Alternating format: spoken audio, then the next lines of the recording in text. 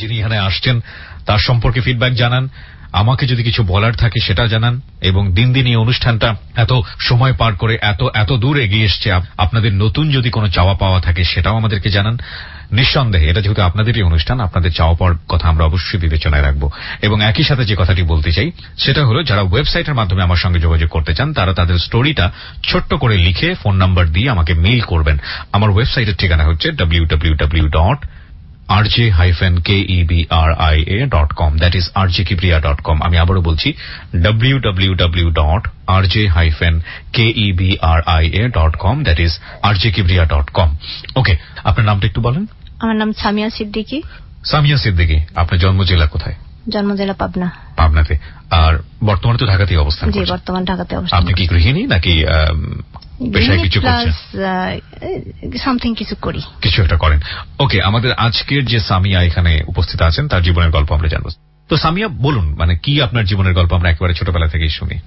আমার জন্ম পাবনাতে, 2 বোন 3 ভাই। আমার বাবা সরকারি চাকরি করত। আপনার পজিশন? আমি সবার বড়। আপনি সবার বড় ছিলেন। বাবা সরকারি চাকরি করত। মা গৃহিণী? মা গৃহিণী। আচ্ছা। আমার জন্মের 1 বছর পরেই আমার এক ভাই হয়, যার কারণে আমাকে আর আমার বাবা মা ওনাদের কাছে রাখে না। আমার নানি আমাকে নিয়ে যায় দেশের বাড়ি। ওখানে আমার এক খালা ছিল, উনি বিবাহিত, মানে বাবার বাড়িতে থাকতো। ওনার বাচ্চা কাচ্চা হয় না, উনি আমাকে লালন পালন করতো। প্রায় 4-5 বছরের মতো উনি পালে। যাই হোক, আমি জানতাম যে উনি আমার মা, ওনার মানে আমার খালু বাবা। বেশ আদরেই ছিলাম, ওনার নিঃসন্তান। আমাকে, আমি ভাবতাম ওনারই সন্তান। আপনাকে কেন দিয়ে দিল? আমার মার কষ্ট হচ্ছে। কষ্ট কিসের জন্য? কষ্ট হচ্ছে 2টা বাচ্চা একসাথে লালন পালন করা। মানে আপনার পরে যে ছেলে হয়েছিল 1 বছরের গ্যাপে। আমার এটা মনে হয় কি আমি মেয়ের জন্য আমাকে দিতে পারছি। পরে অবশ্য এগুলো নিয়ে অনেক ডিসকাস করছি। আপনার মনে আছে কত বছর বয়সে আপনাকে দিয়েছিল? আমাকে 1 বছর 4-5 মাস বয়স। তাহলে তো আপনার জানারই উচিত, মানে জানাই সম্ভব না আপনার খালা কে আর মা কে। আমার মানে খালাকে তো মা ডাকার কথা। হ্যাঁ, খালাকে মা ডাকি, খালুকে বাবা ডাকি। আমি জানতাম, এখনো ডাকি। আচ্ছা আচ্ছা, ঠিক আছে, বলেন। তারপর আমার মা ঢাকা থেকে যেত, গ্রামে যেত, আমার জন্য কাপড় চোপড় নিয়ে যেত, পোশাক আশাক নিয়ে যেত। যখন আমি কথা বলতে শিখি একটু একটু, তো আমাকে সবাই জিজ্ঞাসা করতো যে এটা কে আনছে। আমার ছোট ভাইয়ের নাম সুমন। সুমর মা আনছে। তোমার কি হয়? কথা বলতাম না, মানে সবাই আমাকে বোঝাতে চাইতো যে ওটাই তোমার মা, কিন্তু আমি বুঝতে চাইতাম না। এইভাবে চলতে চলতে যখন আমি 4-5 বছর বয়স হলো, তখন আমার বাবা বলে যে ওকে দেশ থেকে নিয়ে আসি, ঢাকায় নিয়ে এসে ভর্তি করে দেই, এখানে লেখাপড়া করবে। ওখানে তো আর পড়াশোনা ওরকম হবে না, গ্রাম অঞ্চলে অতটা পড়াশোনার প্রতি ইও না। একবার নিয়ে আসে, ওখানে রাখি। আমি খুব কান্নাকাটি করি, থাকতে চাই না। কিছুদিন থাকার পরে আবার আমাকে নিয়ে যায়। আমাকে নিয়ে দেশে আমার খালার কাছে রেখে আসে। এর মধ্যে আমার খালা কনসেপ্ট করে। আবার আমার মায়েরও আরেকটা বেবি হবে, মানে আমার ছোট ভাই যেটা, সেটা তখন অলরেডি আমার 5 বছর। আমার মায়ের বেবি হওয়ার কিছুদিন আগে আমাকে নিয়ে আসে আবার ঢাকায়। 2 মাসের মধ্যে আমাকে পড়ানো, মানে যেভাবে ঢাকা স্কুলে ভর্তি করে আগে থেকেই, সেই 30 বছর আগেই যে ভর্তি পরীক্ষা নিয়ে অ্যাডমিশন নিয়ে ভর্তি করতে হতো। তো আমার বাবা 2 থেকে 3 মাসের মধ্যে আমাকে প্রচুর প্রেশার দিয়ে মানে সবকিছু শিখাই ফেললো। শেখানোর পরে আমাকে স্কুলে নিয়ে গেল। আমার অ্যাডমিশন নিল এক টিচার, মৌখিক ভাবে লেখা ক খ যাই হোক লিখতে বললো, লিখলাম। তিনি আমাকে ভর্তি নিয়ে নিল। এর মধ্যে আমার মায়ের একটা ছেলে হয়েছে, মানে আমার ছোট ভাইটা হয়েছে। আপনার মায়ের মানে জন্মদাত্রী মায়ের। আর ওদিকে আমার খালার একটা মেয়ে হয়। আমি বড় হচ্ছি, ওদিকে আমার ভাইও বড় হচ্ছে, মানে ছোটটা। তো আমার মনে হতো কি, আমার মা আমাকে নিজের সন্তানকে যেভাবে ভালোবাসে, আমাকে সেভাবে ভালোবাসে না। এক প্রকার যাকে বলে আমাকে ওই কি বলবো, এটা কিভাবে বোঝাবো, যে কাজের মেয়েদের যেরকম রাখে না, আপনার সাথে আমার সাথে আমার মা এই অ্যাটিটিউডটা করতো। আমার মা বলতে কি খালার কথা বলছেন? না, আমার নিজের মা। তো মানে আমার ওই ছোট ভাইকে কোলে রাখতে হইতো, পালতে হইতো। মানে আমার মা হয়তো ঘুমাচ্ছে, আমাকে কোলে দিয়ে রাখতো। আমার আরেকটা ভাই ছিল, ওনারা 3 জন মিলে মানে খাওয়া দাওয়া করতো। আর এদিকে আমাকে ছোট ভাইকে, তাকে মশা লাগতেছে কিনা, তার কারেন্ট চলে গেল, তার গরম লাগতেছে কিনা, বাতাস কর, ও কান্নাকাটি করবে কিনা, ওকে বসায় রেখে ওরা খেয়ে দিয়ে আসার পরে আমাকে বলতে যাতে খেয়ায়। তখন আমার চোখের পানি আর নাকের পানি একসাথে করে আমি ভাত খেতাম। আমি শুধু কান্নাকাটি করতাম। আমার বাবা বলতো কি হয়েছে তোমার? আমি বলতো আমার ভালো লাগে না, আমার মরে যেতে ইচ্ছে করে, আমার বাঁচতে ইচ্ছে করে না। খালা খালুর কাছে এত আদর যত্নে মানুষ হয়েছি, এখানে এসে যে তাদের অ্যাটিটিউডটা আমি সহ্য করতে পারছি না মূলত। তো আমি তো ছোট, আমি তো খুব বড় না। আমার 1 বছরের ছোট যে ভাইটা, কোনো খাবার দাবার নিয়ে আসতো, কোনো চাইনিজ নিয়ে আসতো, কি ফলমূল যাই আনতো, ও একা খেত। ও খেয়ে দিয়ে ওর যদি মনে চাইতো আমাকে দিত, না মনে চাইলে না দিত।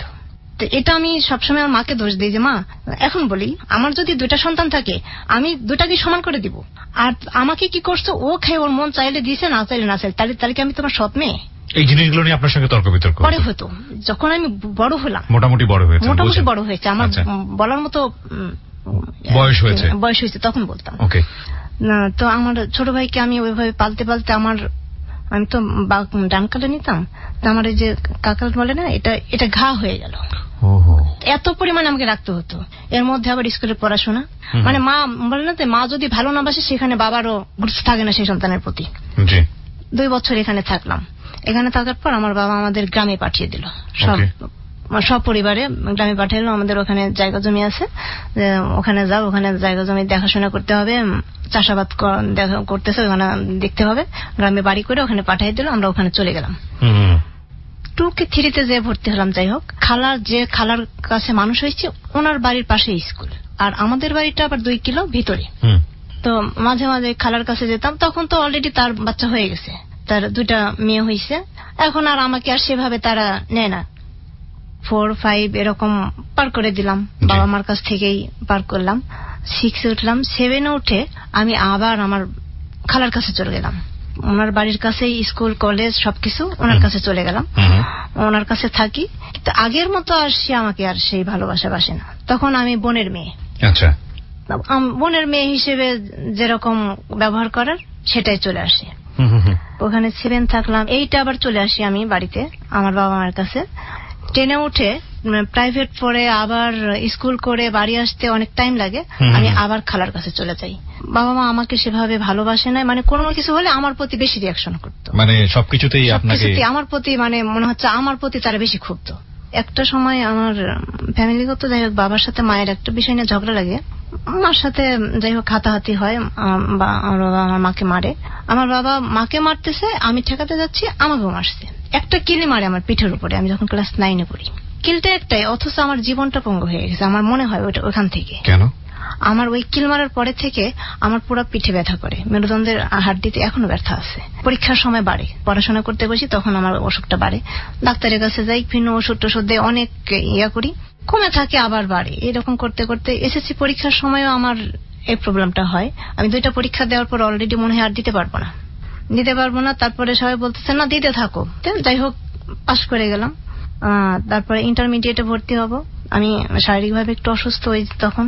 শহরে যে আমাদের বাড়িটা অবশ্য মফস্বলে, আমার খালার বাড়িটা, ওখানে একটা নতুন কলেজ হয়, আমাকে আর শহরে ভর্তি করে না। তো বলছে বাড়ির কাছে কলেজ আছে, এখানে ভর্তি হব, মানে কাছাকাছি হবে, আমার শারীরিক সমস্যার দিক থেকে একটু ভালো হবে। তো ভর্তি হব না। আমি পড়ছি গার্লস স্কুলে, কোন ছেলের সাথে কথা বলা, মানে আমি তখনও পর্যন্ত স্টেট কারোর সাথে কথা বলা, কেউ যদি আমাকে নাম জিজ্ঞেস করতো মানে ভয়ে পালাই যেতাম। আচ্ছা। আমার যে কাজিন টাজিনটা ছিল তারা দূরে থাকে, তারা জানতোই না যে আমি এত বড় হয়েছি, আমি এসএসসি পরীক্ষা দিছি, এরকম একটা অবস্থা। তো যেদিন আমি ফার্স্ট ইন্টারমিডিয়েটে ভর্তি হতে যাই, বড় একটা মাথায় ওড়না দিয়ে আমার মানে যে বাবা, পালিত বাবা, উনি নিয়ে যা ভর্তি করে।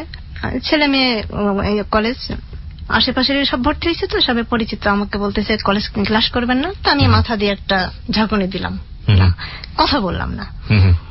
তখন আমার স্বাস্থ্য টাস্থ্য ভালো ছিল, দেখতে একটু মিষ্টি দুষ্ট ছিলাম, যাই হোক সবাই একটু লাইক করতো, কিন্তু আমি কথা বলি না কারোর সাথে।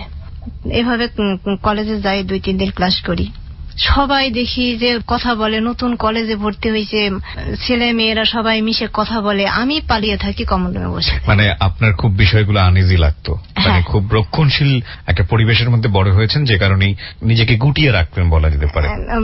প্রায় ওই রকমই, 1 সপ্তাহ মতো ওই রকমই কারোর সাথে কথা বলি না। কিন্তু আমার সাথে কথা বলার জন্য ওরা আগ্রহী বেশি।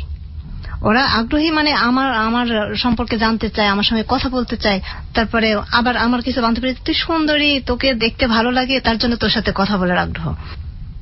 বিভিন্ন ভাবে ইয়ার করে ফোর্স করে ওরা কথা বলতে, শোন আমি যখন কথা বলতে শুরু করব তখন তোরা পিছনে পড়ে থাকবি। 1 মাসের মধ্যে আমরা 50 জন ছাত্রছাত্রী ভর্তি হই, তাদের মধ্যে বলা চলে লিডার হয়ে গেলাম। ওকে, দ্যাটস গ্রেট অ্যাচিভমেন্ট।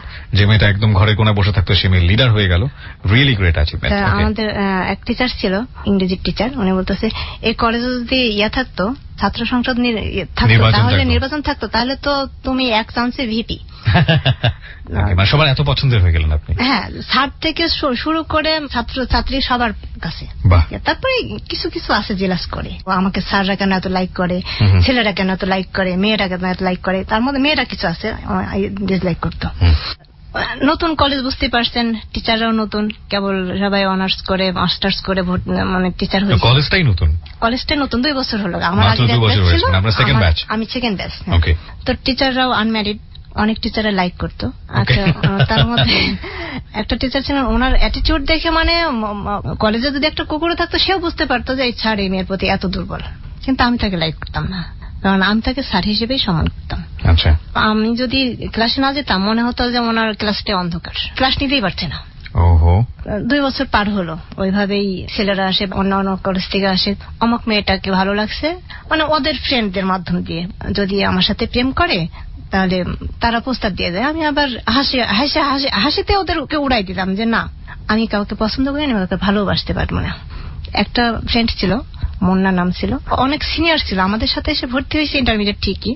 তে বলতো টিচার এটা পছন্দ করে, ও বুঝতে পারছে 4-5টা টিচার লাইক করে, মানে যে টিচারটা বেশি লাইক করতো ওনার একটা ছবি যাই হোক কিভাবে পাইছে, পাসপোর্ট ছবি পেয়ে আমাকে বলতেছে যে এই দেখতো এটা পছন্দ হয়। কেন, এটা পছন্দ হলে তোর কি? যদি পছন্দ হয় তাহলে তোকে ওনার সাথে অ্যাড করাতে হবে কেন? উনি তো নিজেই অ্যাড, আমি রেসপন্স করি না, আমাকে লাইক করে বিধায় ও আবার ওদেরকে শোনায় শোনায় বলে যে এটা হচ্ছে হাতে ঘোড়ার খাবার, আমাদের মতো ইঁদুর চামচিকার খাবার না। এইভাবে মনে করেন যে ইন্টারমিডিয়েট পার হয়ে গেল। তখনও আপনার মনের জায়গা থেকে কাউকে ভালো লাগে? আমার মনের জায়গা থেকে ওই রকম ভাবে না, আমার ভিতরে এই টেন্ডেন্সিটা কাজ, মানে আপনি লাইক করছে সেটা আপনি ভালো লাগছে, সেই জিনিসটা আপনি এনজয় করছেন। এনজয় করতেছি, আমাকে লাইক করে, কিন্তু আমি কাউকে লাইক করি না। তো হ্যাঁ, ভাবি, চিন্তা করি, কিন্তু ওইভাবে কাউকেই পছন্দ করি না। আচ্ছা আচ্ছা, আমি এক টিচারকে পছন্দ করতাম, কিন্তু আমি তখন বলতে পারতাম না। আপনি এক টিচারকে পছন্দ করতাম, কিন্তু উনি আমাকে করতো, কারণ ওনার পার্সোনালিটি, ওনার আদর্শ এতই স্ট্রং ছিল, কিন্তু আমাকে কখনো বলতো না। একটা বিষয় খুবই গুরুত্বপূর্ণ, অন্তত প্রেমের ক্ষেত্রে আমি বলবো, মেয়েরা একটা জিনিস খুব পছন্দ করে, সেটা হচ্ছে ব্যক্তিত্ব, পার্সোনালিটি। তারপর ওনার জায়গায় উনি স্ট্রং, তবে ওনার অ্যাটিটিউড দেখে বুঝতাম যে হ্যাঁ উনি আমাকে পছন্দ করে, কিন্তু উনি বলেন আমাকে, আমি চাই যে উনি বলুক, উনি বললেই আমি রাজি, কিন্তু উনি কখনোই বলতো না। এভাবে মনে করেন আমার ইন্টারমিডিয়েট ছিল 97-তে, ওই যে অসুস্থতার কারণে আমি ইন্টারমিডিয়েট 97-তে গ্যাপ দিই। গ্যাপ দিলেন মানে অসুস্থতা হয়ে গেলেন কি কারণে? অসুস্থ হয়ে গেলাম, যে আমি বললাম না, ওই যে আমার পিঠের ব্যথা, ওই যে বাবা যে ঘুষিটা মেরেছিল, কিলটা মেরেছিল, ওখানে আপনাকে ইন্টারমিডিয়েট ড্রপ করতে হয়। যে যখন আমি কোনো পরীক্ষার সামনে আসে তখন একটু প্রেশার পড়ে, তখন আমি অসুস্থ হয়ে যাই। কারণ ফর্ম ফিল আপ সব ওকে, পরীক্ষাও দিব, 3-4 দিন আগে থেকে এমন অসুস্থ হলাম যে আমি আর পড়াশোনা চালিয়ে যেতে পারছি না। তখন না, এইভাবে পরীক্ষা দিয়ে আমি ফেলের নাম নিয়ে নেওয়ার চেয়ে না দেওয়াই ভালো। এভাবে আমি আর পরীক্ষা ড্রপ দিলাম। ড্রপ দেওয়াতে 97-এর ইন্টারমিডিয়েট পরীক্ষাটা আসলে এমন কমপ্লেক্স হয়েছে যে অনেকেই ফেল করছে। আমার পরীক্ষাপত্র দেখে মনে হয়েছে যে আপনিও ফেল করতেন, প্রশ্নপত্র দেখে। রেজাল্টের পরে মনে হলো আমিও ফেল করতাম, কিন্তু যখন পর্যন্ত রেজাল্ট হয় না তখন খালি আমার মনে হয় আর পড়াশোনা হবে না, সবাই পাস করে চলে যাবে, আমি পড়ে থাকবো, আবার পরীক্ষা দিব, কারোর সাথে নতুন করে হবে না, এই চিন্তাটা আসতো।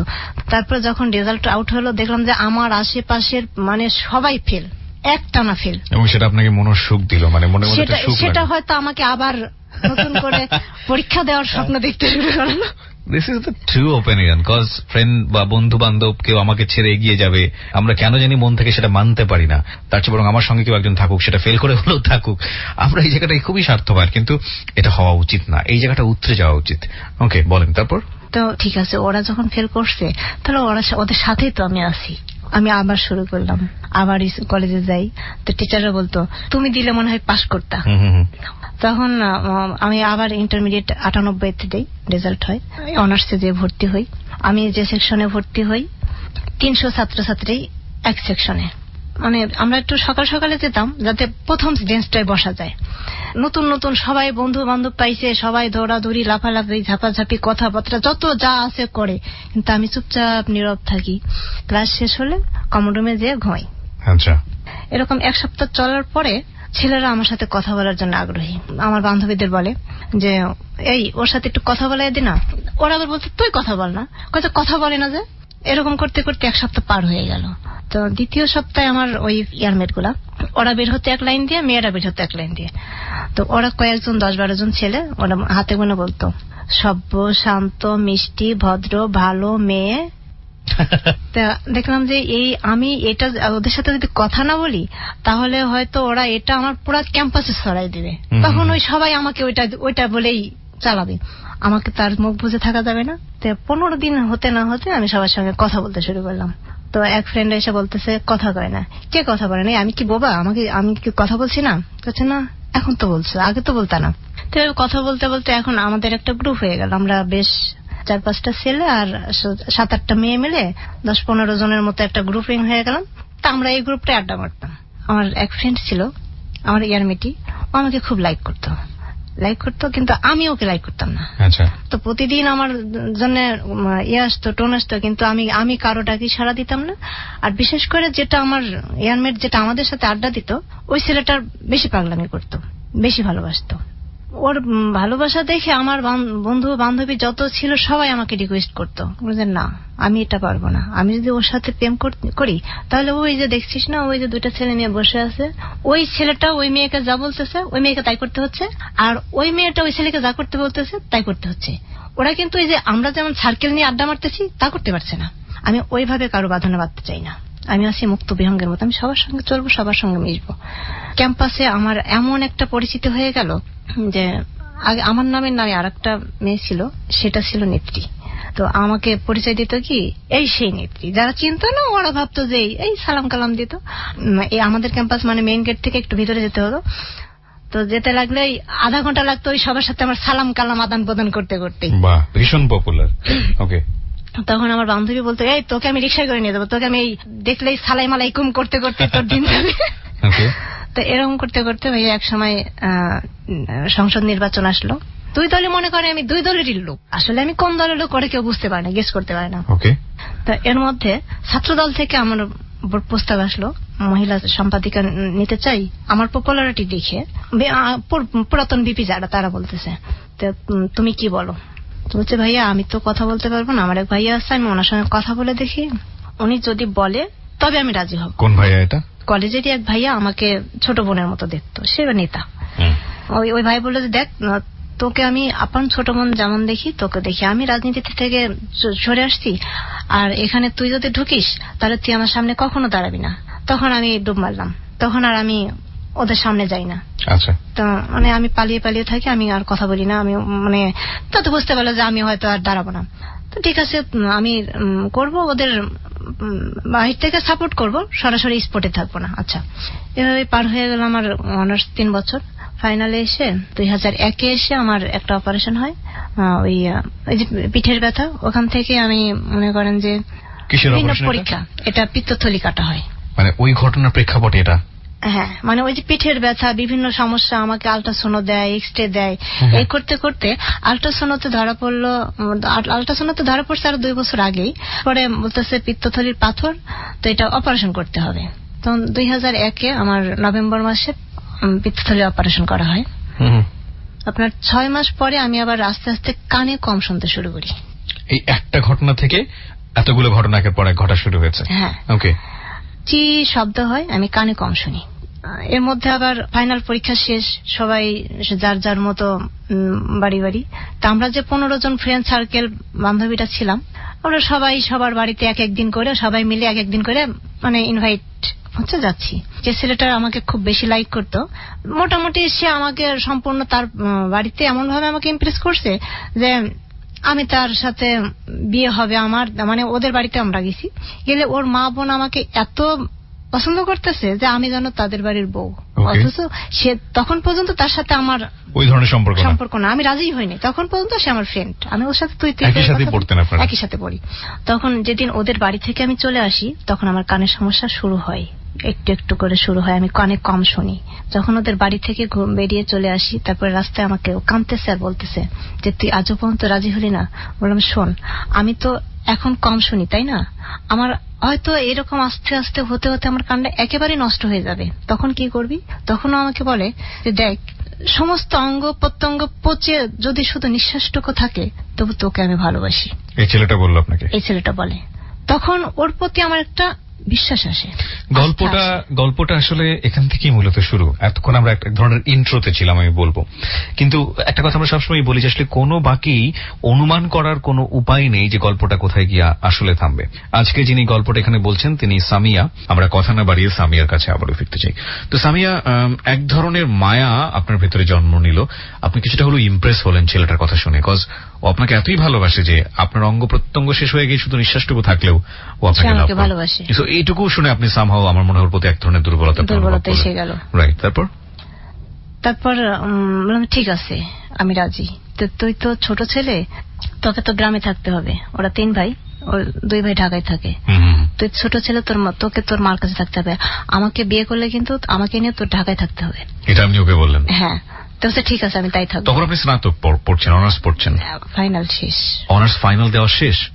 তো এইরকম সময় প্রেম করলে এক ধরনের একটা মানে আপনার দিক থেকে একটা সমস্যা হয় না? কজ এই সময়টা তো সাধারণত আমরা দেখি আমাদের সমাজে মেয়েদেরকে বিয়ে দেওয়ার একটা উঠে পড়ে লাগার একটা ব্যবস্থা থাকে, আর ছেলেরা এই সময়টাতে জুতোর খরচ করে ফেলে মানে চাকরির জন্য। তো আসলে ভবিষ্যৎটা কোন দিকে যাবে সেটা নিয়ে একটা অনিশ্চয়তা ছিল না? না, এই সময়টা ও তো আসলে ওই 3টা বছরই সে আমাকে লাইক করে আসতেছে, সে আমাকে ভালোবেসে আসতেছে। আচ্ছা, শুধু আমার কোনো এগ্রি ছিল না ওখানে।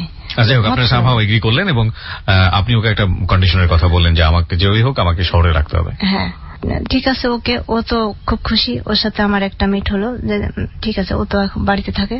তো এর মধ্যে ও মাস্টার্স ভর্তি হলো, আমি আর হতে পারলাম না। আমার কানের সমস্যা দিন দিন বাড়তেই থাকে। কম শুনতে শুনতে একেবারে কম শুনি। আচ্ছা, তখন তো বিয়ে দেওয়ার, আপনি যে কথাটা বললেন যে তখন তো বিয়ে দেওয়ার জন্য উঠে পড়ে লাগে, আমার সেই সময়টা কান নষ্ট করে দিয়ে তখন আমার বিয়েটা আদার্স দিক থেকে বন্ধ করে দিল। আচ্ছা, তো ওর সাথে আমার সম্পর্ক হয়তো তখন তো মোবাইলের যুগ খুব কম, তারপরেও কথা বলতাম মাঝে মধ্যে, চিঠির মাধ্যমে কথাবার্তা হতো। চিঠি লিখতেন আপনারা দুজনকে? আচ্ছা, ও আমাকে চিঠি লিখতো, আমি ওকে চিঠি লিখতাম। তখন তো আমাদের দেখা সাক্ষাৎ হতো না, খুব কম। তো বলতে তুই সেই রাজি হলি এতদিনে এসে, যখন কাছে থাকতাম পাশে থাকতাম তখন তুই আমাকে দূরে ঠেলে রাখতি, কারণ যে এখনই তো ভালো। 6 মাস পরে ওকে আমি বললাম যে আমার তো এরকম কানের সমস্যা বেড়ে যাচ্ছে, আর আমার ফ্যামিলি থেকে এরকম বিভিন্ন, আমি শারীরিক ভাবে একটু প্রতিবন্ধী হয়ে যাচ্ছি, আমার ফ্যামিলি ভাবে করতে, তুই কি আমাকে বিয়ে করতে পারবি? তো বলছে আমি এখন বেকার, আমি কি করে বিয়ে করবো? তুই যদি আমাকে বিয়ে করতে পারিস তাহলে তুই আমাকে 3 দিনের কি 7 দিনের মধ্যে আমাকে একটা সময় দিয়ে বিয়ে করবি। এটা আপনি বললেন? হ্যাঁ, আমি বললাম। তো বলতেছে যে না, আমি বিয়ে করতে পারবো না। ওর অ্যান্সার ছিল যে আপনাকে বিয়ে করতে পারবে না? না, এখন পারবো না, আমাকে সময় দিতে হবে, আমাকে নিজের, ও বললো যে আমাকে সময় দিতে হবে, আমাকে নিজের পায়ে দাঁড়াতে হবে, তারপরে আমি পারবো। তো ও তখন মাস্টার্সে পড়ে, এর মধ্যে ওর ভাইয়ের শালিও তখন ওই মাস্টার্সে ভর্তি হয়েছে, ওর সঙ্গে পরিচিত বিয়ান যাওয়া আসা করে। আমি তখন আর যাই না, আমাদের সম্পর্কের মধ্যে একটু ইয়াটা আসলো ওর বিয়ানকে নিয়ে। আমার যারা বন্ধু বান্ধব, ওরও তারা বন্ধু বান্ধব, ওরা আমাকে বলে যে হ্যাঁ রে, ও তাই এরকম ওর বিয়ানের সাথে এইভাবে চলে ফিরে কথাবার্তা বলে, ওদের সাথে মনে হয় কোনো সম্পর্ক চলে। তো আমি সন্দেহ শুরু করলাম, ছেলেটাকে আপনি সন্দেহ করা শুরু করলেন? হ্যাঁ, সন্দেহ করতে শুরু করলাম। তো আমি মাঝে মাঝে আবার ক্যাম্পাসে যাই, যে দেখি ওর মোবাইলে কল আসে, বিয়ানের নাম্বার থেকে কল আসে, কি ব্যাপার?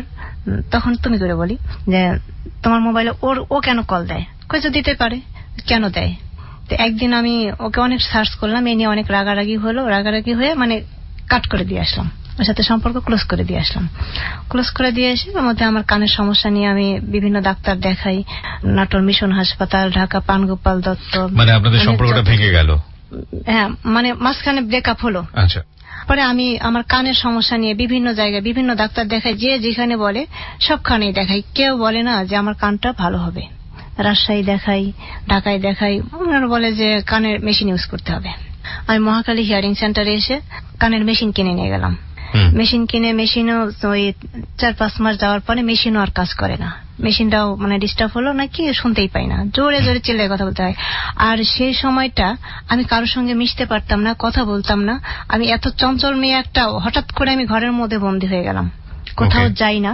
আমি যে ডাক্তারের কাছে যাই, ডাক্তারের কাছ থেকে যখনই ডাক্তার বলে দেয় যে না এই কান আর ভালো হবে না, তখন আমি ঘরের মধ্যে দরজা বন্ধ করে চিৎকার করে কান্নাকাটি করি। আমি সারা রাত ঘুমাই না, যখন ফজরের আজান পড়ে তখন আমি ঘুমাই সকাল 7টা পর্যন্ত। এভাবে আমার কাটে 3-4টা বছর। আস্তে আস্তে খালি আমি ধ্বংসের দিকে যাচ্ছি। মাঝে মাঝে মনে হতো কি, হঠাৎ করে রাত্রে বসে মনে হতো আমি আজকে আত্মহত্যা করি। এভাবে জীবন থেকে কি লাভ? আমি না পারতেছি মানুষের সঙ্গে মিশতে। তখন বিয়ে আসে, অনেকে জানে না তো আমি ঠসা হয়ে গেছি। তখনও বিয়ে আসে, ভালো ভালো বিয়ে আসে। মানে মফস্বল এলাকায় একটা শিক্ষিত মেয়ে, সে সময় দেখতে শুনতে যদি কোনো ভালো মেয়ে চাইতো যে একটা ভালো শিক্ষিত ভালো চাকরি করে ছেলে আছে, তোমাদের পরিচিত মেয়ে থাকলে অমুকের মেয়ে আছে, আমাকে দেখাই দিত। আমি তখন বলে দিচ্ছি যে না, আমি ঠসা অবস্থায় কোনোভাবেই কখনো কাউকে বিয়ে করব না। এই অভিশপ্ত জীবন নিয়ে আমি কারোর সাথে সংসার করতে যাব না। 5 সালের শেষের দিকে এসে হঠাৎ করে ওই ছেলেটা আমাকে একদিন ফোন দেয়। কোন ছেলে? যে আমাকে ভালোবাসে, যার ভালোবাসায় আমি ভালোবাসা মানে আপনার সঙ্গে ব্রেকআপ হয়ে গিয়েছিল, ব্রেকআপ হয়ে গেছিল যেটা, সে আমাকে কল দেয়। কল দিয়ে মানে মাঝখানে প্রায় 2 বছরের মতো ওর সাথে আমার কোনো কানেকশন নাই। তখন ও আমাকে ফোন দিয়ে বলে, আমি বোধহয় ভুল করছি, আমি তোমাকে ঠকায়ে এভাবে আমি নিজেও আসলে অভিশপ্ত হয়ে গেছি। কেন? কইছে না, আসলে আমি যেভাবে চাচ্ছিলাম, ওর ভাইয়েরা আবার বাইং হাউস টাউস ছিল, ভাবছিল যে আমাকে মেনে নিত ওদের ফ্যামিলি যদি আমি ঠসা না হতাম। যখনই আমার শুনছে যে আমি পুরো ঠসা হয়ে গেছি, তখন ওদের ফ্যামিলি থেকে দেখে বসছে যে না, এই মেয়েকে, ঠসা মেয়েকে বিয়ে করবি? ওর ভাই মা সবাই বলতেছে যে না, এটা হবে না। আচ্ছা, এই জন্য ও পিছিয়ে গেছে। 5 সালের শেষের দিকে এসে আমাকে বলতেছে, দেখ যাই হয়েছে, আসলে তোকে আমার পাশে দরকার। আমার ভাইদের মতো আমি দেখলাম যে না, তারা তো আমার কিছু করে দিচ্ছে না। যাই হোক, মাঝে মাঝে কিন্তু সেই ভালোবাসাটা আর নাই। হ্যাঁ, ওর সাথে মাঝে মধ্যে কথা বলি। এরকম করতে করতে পার হয়ে গেল আপনার 5 সালের নভেম্বর মাসে আমাদের পাবনা ডায়াবেটিস হাসপাতালে একটা ক্যাম্প বসে। 3 দিনের ক্যাম্পে ঢাকা থেকে বড় বড় ডাক্তার যায়। ডাক্তার দেখানোর পরে উনি বলতেছে যে আপনার কান অপারেশন করলে তো ভালো হবে। আমি তো অনেক দেখাইছি, কই আমার কান তো কেউ তো বলে নাই। তখন উনি আমাকে গ্যারান্টি দিয়ে বলতেছে যে, তো উনি বলছে আপনার কান অপারেশন করলে ভালো হবে। বিয়ে হয়েছে? জি না। এত বাচ্চা বয়সে এরকম হয়ে থাকলে কি আর হবে? বিয়ে হতে হবে। আমি অপারেশন করবো, আপনি চলে আসেন, মাস 2-3 পরে আমি অপারেশন করে দিব, কান ভালো হবে, বিয়ে হবে, আপনার বিয়েতে আমাকে ইনভাইট করবেন। অবশ্যই স্যার। তো এই কথা বলার পর আমি সাহস পেলাম। আমি 3 মাস পরে আবার আসি। মার্চ মাসের 26শে মার্চে আমাদের বাড়ির পাশে স্কুল আছে, স্কুলে খেলা হয়। এক আপা ছিল, কিন্ডারগার্টেনের ম্যাডাম। ওই আপার সাথে আবার আমাদের সম্পর্কটা খুব ভালো, বান্ধবীর মতো। তো ওনাকে একজন ফোন দেয় তো ডিস্টার্ব করে। তো ওই আপা আবার আমাকে ধরাই দিচ্ছে, তুমি কথা বলো। আচ্ছা, যে ডিস্টার্ব করে তার সঙ্গে কথা বলো। হ্যাঁ, যে ডিস্টার্ব করে তার সাথে কথা বলতে বলে। তো কথা বলতে তখন আমি অলরেডি ঠসা। তো আমি তো কানে শুনি না, কম শুনি, আমি কি করে কথা বলবো? জোরে জোরে কথা বলতে বলবো। তখন অবশ্য আমার একটা মোবাইল আছে, তার মধ্যে ওনার সাথে কথা বলতে বলতে তো আমি আবার আমার মোবাইল থেকে ওনারে কল দিছি। দিলে পরে তো বলতেছে, আপনি কে ভাই, পরিচয় দেন। তো পরিচয় দেয় না, পরিচয় গোপন করে। তা আমিও পরিচয় গোপন করে ওনার সাথে এমনি ফাজলামো করে কথা বলি।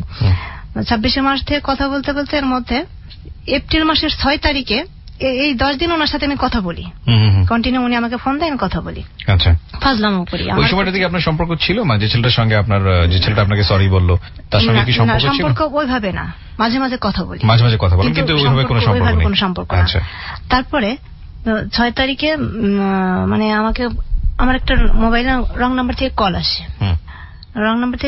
তো আমি কথা বলি। তো পরিচয় চাই, পরিচয় দেয় না। এটা রং নাম্বার থেকে কল আসে মানে আপনি তো একটা রং নাম্বারে কথা বলতেনি বোধহয়, সেটা তো আপনাকে দিল একটা নাম্বার, ভদ্রমহিলা কেউ একজন।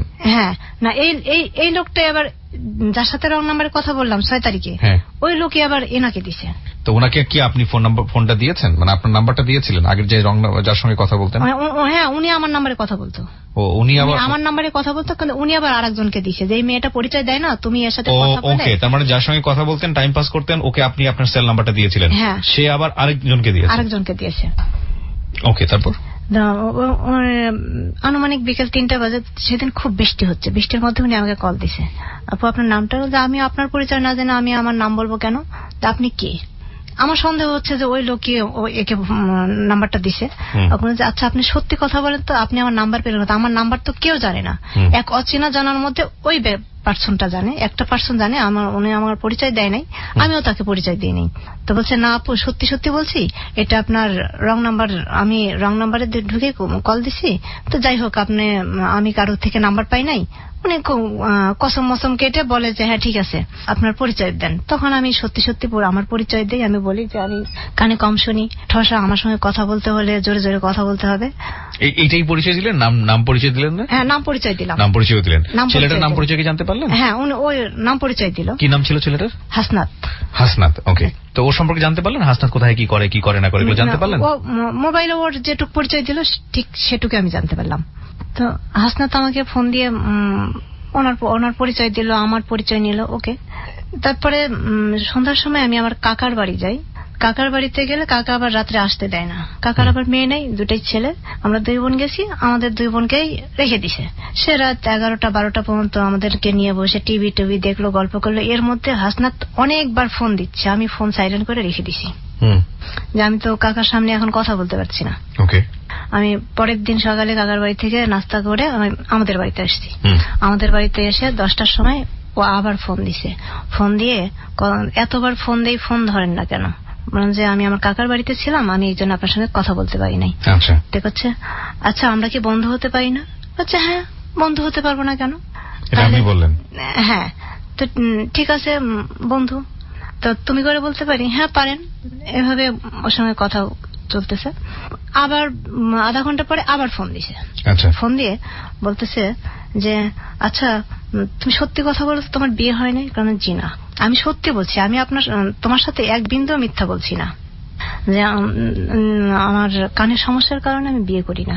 আচ্ছা আমি যদি বিয়ে দিয়ে দিই? আমাকে বিয়ে দিলেও তো আমি বিয়ে করবো না, আমি ঠসা অবস্থায় তো আমি কাউকে বিয়ে করতে পারবো না।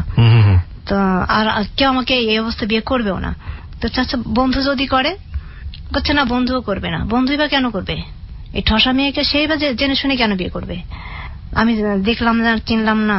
তখন সে কনফিডেন্সে বলতেছে যে আল্লাহর কসম টসম দিয়ে সে যাই হোক কোরআনের সাক্ষী রেখে বলতেছে যে আমি আজ থেকে আমি তোমাকে বিয়ে করলাম। আপনি কি পাগলের সঙ্গে কথা বলতেছেন নাকি? মানে সেই মুহূর্তে কথা নাই বার্তা নাই, আপনাকে ধাম ধুম করে বিয়ে করে ফেললাম না আপনি? এভাবেই বলতো। আচ্ছা না, একটা বিষয় আমি বুঝতে পারছি না, মানুষের জীবনে সবকিছুই ঘটে, এটা ঠিক আছে, মানে আপনি কি এই বিষয়টা নিয়ে খুব বেশি হীনমন্যতায় ভুগতেন যে যার সঙ্গে কথা হতো আপনি মানে এই বিষয়টা ঘুরে ফিরে আসতো যে আমার কানে আমি শুনতে পাই না, যে কারণে আপনাকে সে বিয়ে করবে না? এই বিষয়গুলো কি আসতো আপনার মধ্যে কথাবার্তায়? মানে নিজের এই দুর্বলতাটা বোঝাতেন, নিজের এই হীনমন্যতাটা প্রকাশ করতেন, কোনো না কোনো ভাবে বলতেন নিজেকে, নিজের এই উইকনেসগুলো? এটা সঙ্গে বলতাম, কিন্তু অন্য কোথাও তো আমি সেভাবে হাসনাতকে বলতেন যে আপনি এই বিষয়টাতে দুর্বল, মানে আপনার মন খারাপ করতেন, বা এরকম কোনো বিষয় কি ছিল ওই সময়টাতে, যে এরকম যে আমি কাণ্ঠসা মেয়ে, আমাকে আর কে বিয়ে করবে, এই ধরনের কথা বলতেন? হ্যাঁ ওর সাথে এভাবে কথা বলছি। যে কারণেই হয়তো বা ওই সাহসটা পেয়েছে। হ্যাঁ এখানে বলছে, তখন বলতেছে আমি যদি বিয়ে করি? বলছে না, আপনি বিয়ে করলে আমি কেন করব? আমি তো কারো নিয়ে বোঝা হয়ে থাকতে পারবো না, কারো জীবনে বোঝা। আপনি এটা বললেন? হ্যাঁ। তো বলতেছে যে আমি কখনোই এটা মনে করব না, তুমি মনে করবা যে আমি মনে করব তুমি সুস্থ, তুমি ভালো। তখন পর্যন্ত জানতে পেরেছেন হাসনাত সম্পর্কে, কোথায় থাকে, কি করে? তখন পর্যন্ত জানতে পেরেছেন যখন বিয়ের প্রস্তাব করে দিচ্ছে বা এরকম ভাবে কথা বলছে? তখন পর্যন্ত সে তার বাড়িতেই থাকে, সে ডিপ্লোমা পড়া শেষ করে বাড়িতেই আছে, এটুকুই জানি। এটুকুই শুধু জানেন? হ্যাঁ এটুকুই জানি। আচ্ছা, তার বাড়ি রাজশাহী, এটুকুই জানি। ওকে। তখন আমাকে বললো কি যে তোমার 1 কপি ছবি পাঠাও। তো আমি আবার ওর অ্যাড্রেস দিল, ওর অ্যাড্রেসে আমার একটা চিরকুট আর একটা ছবি পাঠিয়ে দিলাম। আচ্ছা। তো বলতেছে ওকে। তবে যাই হোক, এর মধ্যে আমার ওই ইয়ারটা পাইছে যে আমি কান অপারেশন করলে ভালো হবে, ওর একটা এই আশা থেকে ও আর একটু বেশি গুরুত্ব দিচ্ছে যে ভালো হয়ে যাবে। তো তখন পর্যন্ত হাসনাতকে আপনি দেখেন না? আমি দেখি নাই। আপনি আবার ছবি পাঠিয়ে দিয়েছেন? আমার ছবি ও দেখতে পেয়েছে। আচ্ছা। তো ওকে বললাম, এর মধ্যে পহেলা বৈশাখ আসলো, ওকে বললাম যে তুমি আসো, তুমি আমাদের এখানে আসো, পহেলা বৈশাখে অনুষ্ঠান আছে, আমরা অনুষ্ঠানে আসো, আমি তোমাকে দেখি, তুমি আমাকে দেখো, কারণ আমাকে দেখে তোমার নাও পছন্দ নাও হতে পারে, তখন বিয়ে করে কিন্তু পস্তাতে হবে। আবার তোমাকে দেখে আমি নাও পছন্দ করতে পারি। তো বলছে না দেখতে হবে না, আমি তোমাকে বলছি তুমি ঠসা হও, কানা হও, বোবা হও, খোড়া হও, আমি জবান দিয়েছি, আমি তোমাকে বিয়ে করব বাস। এই যে তার যে একটা কনফিডেন্স, তার যে আমার প্রতি যে ভালো লাগে ভালোবাসাটা, এটার প্রতি আমার একটা আস্থা এসে গেল। ঠিক আছে, এভাবে আমরা কথা বলি। কথা বলতে বলতে এপ্রিল মাসের 6 তারিখে কথা বলি। ওর আগ্রহে মানে ওই আমাকে যত দ্রুত পারতেছে যে আমাকে যেন পারলে যেন ও নিজেই আমাকে নিয়ে অপারেশন করাবে এরকম ভাব দেখাচ্ছে। তখন আমি ফ্যামিলিকে চাপ দিই তাড়াতাড়ি আমাকে টাকা পয়সা অ্যারেঞ্জ করে চলো যাই ঢাকা যে কান অপারেশন করে আসি। আমার ফ্যামিলিকে বললাম, তো আমাকে নিয়ে আসলো এপ্রিল মাসের 26 তারিখে 2006 সালের। ঢাকায় নিয়ে এসে আমার এক খালাতো বোনের বাসায় উঠলাম। তো দুলাভাই আবার বললো যে এক ডাক্তারের পরামর্শে তুমি কান অপারেশন করো না, তুমি আরেকটা ডাক্তারের কাছে যাও। তুমি ঠিক আছে দুলাভাই, আপনি তাহলে সিরিয়াল দেন। ওনার পরিচিত একটা ডাক্তার ছিল, ওনার সিরিয়াল দিল, ওখানে দেখালাম। সন্ধ্যার সময় দেখানোর পরে ডাক্তার আবার আমাকে পরীক্ষা নিরীক্ষা দিল। আমার সারা রাত আর ঘুম নাই। পরীক্ষার পরে হয়তো ডাক্তার বলবে না অপারেশন করা যাবে না। মানে তার থেকে বেশি টেনশন হচ্ছিল এই কারণে যে ছেলেটাকে হারাবো কিনা। না না, এসব নিয়ে টেনশন হচ্ছিল না। না, এসব নিয়ে টেনশন করি না। কিন্তু আমার কান ভালো। ওই ছেলেটা তো আপনাকে বিয়ে করতে চাইলো, এটা কি প্রেমের জায়গা থেকে চেয়েছে নাকি এক ধরনের, আপনি এটা বলতেন সেখানে করুণাও হতে পারে, তখন আপনি কনফিউজ। তখন আপনার জায়গা থেকে কি কোনো কথা দিয়েছেন তাকে যে আপনি তাকে লাভ করেন বা এক ধরনের কমিটমেন্ট তৈরি হয়েছে মানে হাসনাতের সঙ্গে? মানে হাসনাতের সঙ্গে ওই যে যদি ভালো হই তখন বিয়ে করবো। ও, এটা আপনি বলেছেন? হ্যাঁ। আচ্ছা ঠিক আছে, আমি যদি ভালো হই তবে আমি তোমাকে বিয়ে করবো, তাছাড়া আমি বিয়ে করবো। তারপরে ডাক্তারের রিপোর্ট পরের দিন আবার রিপোর্ট করে নিয়ে যায়, পরীক্ষা নিয়ে যায়, দেখালাম। দেখানোর পরে উনি বলে যে হ্যাঁ অপারেশন করা যাবে, আপনি কালকে মহাখালী শাহীকে ভর্তি হয়ে যান, আমি আপনার অপারেশন করবো। আচ্ছা, তখন আমি স্বস্তি পেলাম, যাক আমার 4 বছরের অভিশপ্ত জীবন আজকে থেকে হয়তো মুক্ত হবে। 4টা বছর আমি আমি কি বলবো যে তখন আমি স্বস্তি পাচ্ছেন, কিন্তু তখন তো আপনি শিওর না অপারেশনের পরে উল্টোটা হতে পারে। তারপরে সে বলছে যে আমি তো অন্যান্য ডাক্তারের কাছে যে বলতাম যে আমার কানটা কেটে দেন না, কেটে একটু চেষ্টা করেন না, আমি শুনতে পাই কিনা। ও, ওটাও করতো না? তাও বলতো না, ওটাও করতো না তারা। আচ্ছা, হ্যাঁ, অপারেশন করা যাক না যাক আপনি কেটে দেন, তবু আমি শুনতে পাই কিনা চেষ্টা করব, আমি এটা বলতাম। তো উনি যখন বললো তখন আমি একটু স্বস্তি পেলাম। কি দুটো কানই ছিল নাকি একটা কান ছিল? 2 কানই সমস্যা, একটা বেশি একটা কম। আচ্ছা আচ্ছা। তারপরে আপনার ওই পরের দিন আমি মহাখালী শাহীকে হাসপাতালে ভর্তি হলাম। ভর্তি হয়ে যখন আমাকে ওটিতে নিয়ে যাবে ঠিক সেই মুহূর্তে আমি ফোন দিছি আমার সেই অনার্স লেভেলের বন্ধুকে, মানে আপনার এক্স বয়ফ্রেন্ড। ওকে আমি ফোন দিছি। ওকে কেন ফোন দিলেন? কারণ ওর প্রতি তো, ওর সাথে আমি 3টা বছর ঘুরছি ফিরছি চলছি, ওর প্রতি আপনার কাছে মনে হয়েছে যে ওর প্রতিই মায়াটা আছে আপনার। হ্যাঁ, কারণ ও তো আমাকে ভালোবাসতো, কারণ একজনের সাথে পাশাপাশি চলছি ফিরছি, আর একে তো আমি দেখি নাই। তখন ওকে আমি বলছি আচ্ছা আমার যদি আমি কান অপারেশন করার জন্য ওটিতে ঢুকবো, যদি কান ভালো না হয় তুই কি আমাকে বিয়ে করবি? তখন ও কোনো উত্তর দেয় না, শুধু বলে যে আচ্ছা আগে অপারেশন করো তো তারপরে দেখা যাক। এই ছেলেটা এই কথাটা বলে? হ্যাঁ, যার একটা মাত্র কথা ছিল যে তোর পুরো দেহটা পচে গেলেও নিঃশ্বাস থাকলেই তোকে আমি ভালোবাসি, অথচ আমি যখন ওটিতে যাই সেই মুহূর্তে সে মিথ্যা করে হলেও যদি বলতো যে হ্যাঁ আমি তোকে বিয়ে করব, তোর কান ভালো না হলে আমি তোকে বিয়ে করব, এই কথাটা যদি বলতো তাহলে হয়তো আমার জীবনটা ওর সাথেই জড়িয়ে যেত। তারপরে আমি ফোন দিলাম হাসনাতকে যে আমি তো এখন ওটিতে ঢুকবো, তো আমার কান অপারেশন করব, আমার ভালো না হলে তো আমি বিয়ে করব না, ভালো হলে হয়তো আমি তোমাকে বিয়ে করব, আর যদি ভালো না হয় তুমি কি আমাকে সত্যি বিয়ে করবে? ওর স্বীকারোক্তিটা কি আমি সেটা জানার জন্য, ওর সম্মতিটা জানার জন্য আমি ফোন দিলাম। তো বলতেছে যে তোমার কান ভালো হোক না হোক আমি বলছি না আমি তোমাকে বিয়ে করব, সেটা তোমার কান ভালো হলেও করব না হলেও করব। অসাধারণ একটি জায়গায় দাঁড়িয়েছে গল্পটা। জীবন অবশ্যই সুন্দর, সৃষ্টিকর্তার সেরা জীব আমরা। আমাদের যদি বলা হয় যে মনুষ্য জীবন নিয়ে আমরা দুনিয়াতে এসেছি, অন্যান্য প্রাণীর চাইতে আমাদের জীবনের যদি বেসিক পার্থক্যের জায়গাটা নির্ণয় করা হয় তাহলে সেটা হবে এটাই যে মানুষ হিসেবে জন্মগ্রহণ করেছি অনেক মেধা নিয়ে, অনেক জ্ঞান নিয়ে, বিচার বুদ্ধি নিয়ে, শুধু খেয়ে পড়ে বেঁচে থাকার জন্য না। সামিয়া, আপনি যেটা বলছিলেন যে ওটিতে ঢুকবো, হাসনাত তখন আপনাকে খুব সুন্দর যে কথাটা শোনালো যে না যাই হোক না কেন আমি তোমাকে চাই আমার জীবনে। তারপর তখন আমি চিন্তা করতেছি যদি আমার কান ভালো নাই হয় তাহলে আমাকে তো পরিবার তো আমাকে বোঝা হিসেবে রাখবে না, আমি তাদের কাছে উচ্ছিষ্টের মতো থাকবো। তো চিন্তা করছি আমি ছোটখাটো মাদার তেরেসা হব। ওই সময়টা আপনি ফিল করছিলেন? হ্যাঁ, আমার কান যদি ভালোই না হয় অপারেশনের পরে হয়তো আমি কোনো আশ্রমে চলে যাব, হয়তো কোথাও যাব। আমি অনেক কাজ জানি, আমি সেলাইয়ের কাজ বলেন, টেলার্স এর কাজ জানেন, আমি সব কাজ জানি। আমার মতো আরো অনেক মেয়ে আছে, তাদেরকে বিভিন্নভাবে প্রশিক্ষণ দিব। বিয়ে না হয় বাদই দিলাম আমার জীবন থেকে। সমাজ ফ্যামিলি আমাকে বাঁকা চোখে দেখবে। এই 4টা বছরে আমাকে যেভাবে ইয়া করছে, ওটা আপনি ফিল করছেন। ওটিতে ঢুকলাম, আমার অপারেশন হলো। 9 দিনের পরে ডাক্তার আমার কান সেলাই কেটে যখন অপারেশন করে তখন অজ্ঞান করছে, আমার কানের ভিতরে ছোট্ট একটা হাড় ছেট করে দেয়। ছেট করতেছে, তখন আমাকে বলতেছে আপনি কি শুনতে পাচ্ছেন? বলছে হ্যাঁ আমি শুনতে পাচ্ছি। ও বিউটিফুল। আমি শুনতে পাচ্ছি, কিন্তু অনেক জোরে শব্দ শুনতে পাচ্ছি, মানে শব্দ অনেক বেশি হচ্ছে, অনেক জোরে শুনতে পাচ্ছি। তারপরে ডাক্তার বুঝতে পারছে যে হ্যাঁ ওনার কান সাকসেস হচ্ছে। এর মধ্যে আমি ঘুমাই গেছি, আমি আর কিছু জানি না। পরের দিন ভোর 5টার সময় আমার ঘুম ভাঙছে। আমি আসলে এর আগে একটা অপারেশন করছি, এটা আমি খুব অপারেশন অত ভয় পাই না। পরের দিন 5টার সময় আমার ঘুম ভাঙছে। ঘুম ভেঙে উঠে আমি ওখানে তার কাউকে থাকতে দেয় না, তা আমি উঠে আমার যে মেডিকেলি পোশাক পরা ছিল সেটা চেঞ্জ করছি। পরে আস্তে আস্তে আমি বাথরুমে গেছি। তখন সিস্টার এসে আমাকে বকা দিচ্ছে, আপনি জানেন আপনি যে এই অবস্থায় একা একা বাহিরে গেছেন, আপনি যদি পড়ে যেতেন মারা যেতেন।